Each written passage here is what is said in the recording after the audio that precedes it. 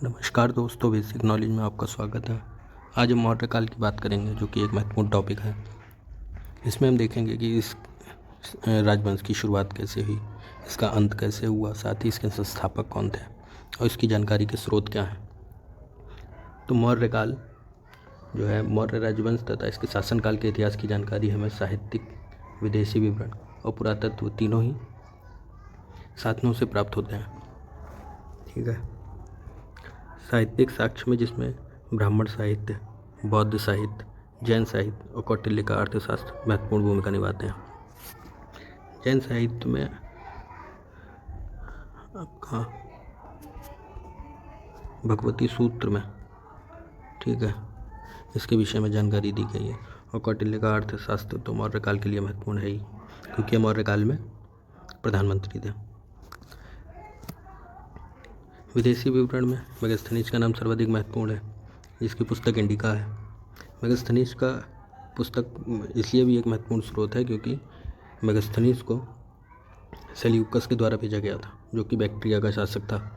Seleucus की बेटी के साथ ही चंद्रगुप्त का विवाह हुआ था। ठीक है। तो विदेशी विवरण इसीलिए भी महत्वपूर्ण है। पुरातात्विक शास्त्र की बात करें तो इसमें अशोक के लगभग 40 अभिलेख भारत, पाकिस्तान, अफगानिस्तान के विभिन्न भागों से प्राप्त हुए। ठीक है। क्योंकि अशोक के अभिलेखों का महत्वपूर्ण स्थान इसलिए भी है क्योंकि इन अभिलेखों से हमें अशोक के शासन की प्राय समस्त घटनाओं का प्रमाणिक विवरण प्राप्त हो जाता है कि अशोक के द्वारा जो वास्तविक कृत्य किए गए थे वह क्या थे। ठीक है।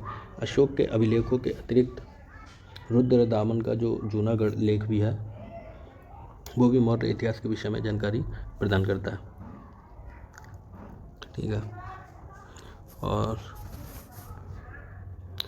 और इसमें जो सौराष्ट्र प्रांत है में मौर्य शासन की जानकारी प्राप्त होती है कि सौराष्ट्र प्रांत तक मौर्य शासन था। सौराष्ट्र आपका प्रांत है, वर्तमान गुजरात है। ठीक है। चंद्रगुप्त मौर्य और बिंदुसार के विषय में देखें तो मौर्य राजवंश की स्थापना चंद्रगुप्त मौर्य के द्वारा की गई थी। ठीक है। इन्होंने जो नंद वंश के अंतिम शासक थे धनानंद को पराजित किया था और 321 ईसा पूर्व यानी BC में मगध में इनका राज्याभिषेक हुआ था और राज सिंहासन पर ये बैठ गए थे। और रुद्रदामन के गिरनार अभिलेख से ज्ञात होता है कि चंद्रगुप्त ने पश्चिम भारत के सौराष्ट्र तक, मतलब गुजरात जो है, ठीक है, पश्चिम भारत के सौराष्ट्र तक अपने प्रदेश को जीत लिया था और उसे अपने शासन के अधीन कर लिया था। इस प्रदेश में पुष्यगुप्त चंद्रगुप्त मौर्य का राज्यपाल था, शासन कर रहा था। इसी ने ही सुदर्शन झील का निर्माण करवाया था। आगे देखते हैं। बैक्ट्रिया के शासक थे सेल्यूकस। ठीक है। सेल्यूकस को पराजित करके उसकी पुत्री से विवाह किया था चंद्रगुप्त मौर्य ने, और दहेज में हेरात, कंधार, ठीक है, अफगानिस्तान में मकरान, काबुल, इन सबको प्राप्त किया था दहेज में। अब उस समय भी देखो दहेज चलता था। सेल्यूकस ने अपने राजदूत मेगास्थनीज को, इसी का देखो राजदूत था मेगास्थनी, इसी को ही मौर्य वंश यानी चंद्रगुप्त के शासन में भेजा था और इसी ने इंडिका बुक में मौर्य काल के विषय में चर्चा की है। ठीक है। और जो आपका वो था बैक्ट्रिया, जो उस समय पे बहुत मतलब सर्वशक्तिमान था। ठीक है, बहुत शक्तिशाली था। उस समय मध्य एशिया में एक प्राचीन क्षेत्र था ये, जो अब मुख्य रूप से तो अफगानिस्तान, उज्बेकिस्तान, तजाकिस्तान का हिस्सा है। इसकी शक्तिशाली सेना हुआ करती थी और पूर्व और पश्चिम के बीच के मध्य में जो व्यापार होता था उसके लिए महत्वपूर्ण केंद्र के रूप में कार्य करता था। ठीक है। जीवन के अंतिम दिनों में श्रावण बेलगोला में जैन विधि से उपवास पद्धति द्वारा प्राण त्याग दिया था। जो इनकी जैन विधि थी, ठीक है, प्राण त्यागने का एक जो पद्धति थी उसको ये लोग फॉलो करते थे। साथ ही मौर्यकालीन समाज के विषय में अगर देखें तो जो भूमि थी उस पर राज्य और कृषक दोनों का अधिकार होता था। ठीक है। राज्य भी अपना अधिकार दिखाता था, कृषक भी। जैसे वर्तमान में भी मिश्रित अर्थव्यवस्था है ना, वैसे ही हाल उस समय भी रहा होगा। उपज का जो 1/6 पार्ट होता था, ठीक है, मतलब कोई उपज की भूमि है उसका 6वां भाग उसको टैक्स के रूप में ले लिया जाता था।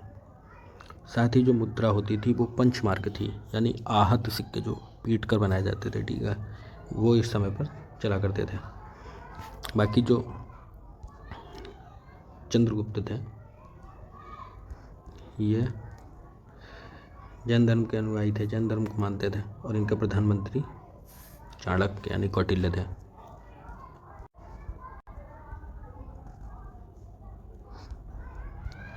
अब चंद्रगुप्त की मृत्यु के पश्चात उनका पुत्र बिंदुसार साम्राज्य की गद्दी पर बैठा। बिंदुसार के काल में भी जो चाणक्य थे वो प्रधानमंत्री थे, ठीक है। और जो तुम्हारे बिंदुसार था, इसकी जो उपाधि थी, ठीक है, इसको अमित्रघात अर्थात शत्रुओं का वध करने वाला उपाधि से इसको संबोधित किया गया था। और तक्षशिला में विद्रोह को खत्म करने के लिए उसने अपने पुत्र अशोक को भेजा था। इसके शासनकाल में तक्षशिला में विद्रोह हो गया था इसके विरोध में, तो उसको शांत करने के लिए इसने अशोक को भेजा था। जैसा कि अशोक को इसने भेजा था, यानी इसके सभी पुत्रों में अशोक काफ़ी योग्य रहा होगा, ठीक है। तो बिंदुसार की मृत्यु के पश्चात उसका जो पुत्र अशोक था मौर्य साम्राज्य की गद्दी पर बैठ गया, ठीक। अशोकों के अभिलेखों तथा स्तंभों से अशोक के साम्राज्य सीमा की भी जानकारी प्राप्त होती है कि इसने कैसा शासनकाल किया, इसकी सीमाएं, इसने अपने साम्राज्य की सीमाएं कहाँ तक विस्तारित की। साथ ही इसने जो आपका धर्म एवं प्रशासन था उससे भी संबंधित अनेक महत्वपूर्ण बातों पर जानकारियाँ दी हैं, ठीक है। अपने अभिलेखों में अपने धर्म और प्रशासन के विषय में इसने उत्कीर्ण करवाया है। अभिलेखों के सहारे सीधे अपनी प्रजा को संबोधित किया।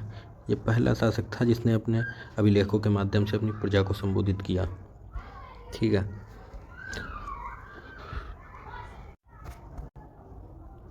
अभिलेखों से स्पष्ट हो जाता है कि उसके साम्राज्य जो था उत्तर पश्चिम सीमा प्रांत यानी अफगानिस्तान से लेकर दक्षिण में कर्नाटक तथा पश्चिम में काठियावाड़ यानी जो गुजरात में है से लेकर पूर्व में बंगाल की खाड़ी, मतलब काफ़ी बड़ा पूरा भारत आज का कवर कर लिया था, और आज के भारत से भी बड़ा इसका साम्राज्य था, इसीलिए इसको सम्राट अशोक कहा गया।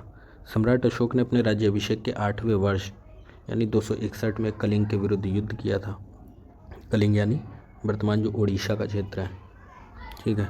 और अशोक ने अपने 13वें शिलालेख से कलिंग युद्ध के विषय में जानकारी भी दिया, और यही युद्ध था जिसने इसकी पूरी नियति चेंज कर दी, इसकी नियति को बदल दिया, और इसने यहीं से बौद्ध धर्म का प्रचार करना शुरू कर दिया, ठीक है। अशोक का धम्म लेकर आया था। अशोक की आंतरिक एवं परराष्ट्र नीति यानी इंटरनल और एक्सटर्नल नीति क्या थी इसकी, तो अशोक जो था आपका कलिंग युद्ध के परिणाम स्वरूप अशोक बौद्ध धर्म को अपनाने लगा था। बौद्ध जो संघ था उसको दान देने लगा था, ठीक है। अशोक ने बौद्ध मतानुयायियों को स्वीकार किया, बौद्ध संघ को मतलब अपार दान दिया, ठीक है। बौद्ध धर्म स्थानों की जो बौद्ध धर्म थे उनसे संबंधित जो स्थान थे उनकी यात्राएं भी की, और साथ ही बौद्ध धर्म का प्रचार करने के लिए इसने अनुमति भी प्रदान कर दी थी। अशोक अपने अभिलेखों में बार बार कहता है कि राजा प्रजा को अपनी संतति समझता है तथा यह बात वह प्रजा को बता दे, तो वह अपने अभिलेखों में ऐसे संदेशों को उत्कीर्ण कराता था। कई तरह के पशु पक्षियों के वध पर भी रोक लगाई थी, और खर्चीले सामाजिक समारोह पर भी रोक लगाई थी। उसे लगता था कि प्रजा का पैसा ऐसे सामाजिक समारोह में फालतू व्यर्थ खर्च नहीं करना चाहिए, तो वो उन पर भी रोक लगाता था। अशोक ने लोगों को जियो और जीने दो जैसा व्यवहार करने को कहा, ठीक है, मानवता को बढ़ावा दिया। साथ ही अशोक ने अपनी प्रजा के नैतिक उत्थान के लिए जिन नियमों की संहिता प्रस्तुत की उसे उसके अभिलेखों में धम्म कहा गया। और आगे हम बात करेंगे कि अशोक का धम्म क्या था, उनको कैसे वो फॉलो करता था और उनके क्या क्या विचार थे धम्म के, वो हम नेक्स्ट वीडियो में देखेंगे। तब तक के लिए धन्यवाद।